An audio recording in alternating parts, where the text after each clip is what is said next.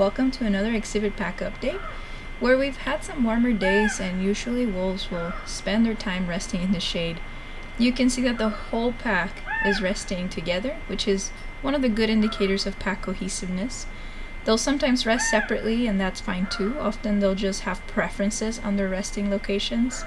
But if you catch them a little earlier in the day or later in the evening, they'll likely be more active when it's cooler. So here you see Cass running away with a raven in his mouth, followed closely by Blackstone, then Rika, and Grayson will follow from the woods. This will often just bring everyone's attention. There's some food predatory behaviors. We don't necessarily see them consuming the raven, but maybe plucking the feathers and just showing that price around. Here we'll open up pack holding area, and that breaks focus.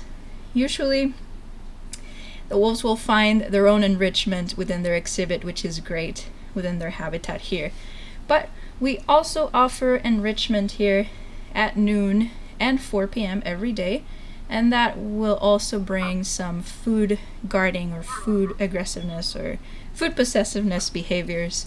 You can see here Cass sort of guarding whatever we gave for enrichment that day, and it eventually leads to some dominance displays like write-ups like Cass is doing to Blackstone here.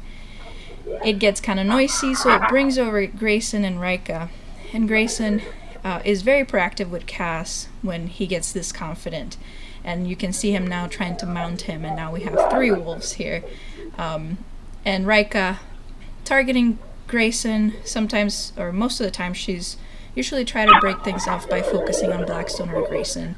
So Cass seems to be benefiting a little bit from this protection from Rika still. Grayson is still being confident enough to chase Rika away when she's doing this. Here's another instance where Grayson is stalking Cass, and Cass notices this. He's not so sure. He does a little should I stay or should I go, a play bow, some invite chases. Rika doesn't seem to get involved at all or notice, but Cass definitely knows, and he tries to approach, and again you can see with his body posture, his expressions, he's not so sure, but he's still being very submissive. You can look at that tail, those ears, and the way he's doing some muscle licks. Grayson's tail stays up, especially now that Blackstone came over and started doing some appeasement behaviors.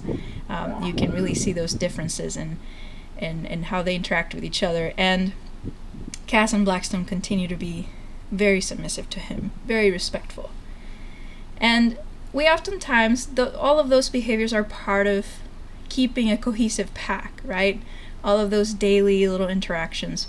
And I think we pay a lot of attention sometimes to agonistic behaviors or dominance, submissive behaviors. But what I find most interesting of these social mammals is the affiliative behaviors, which include grooming. And what we're seeing here is Grayson licking at Cass's legs. Cass seems to have approached Grayson. It seems like he's requesting that kind of care. And at first you would think he's trying to do a standover, but we think that given how Grayson reacted to all this, it might not have been just a dominance display, and Grayson would have probably corrected if that was the case, given how he usually is with Cass.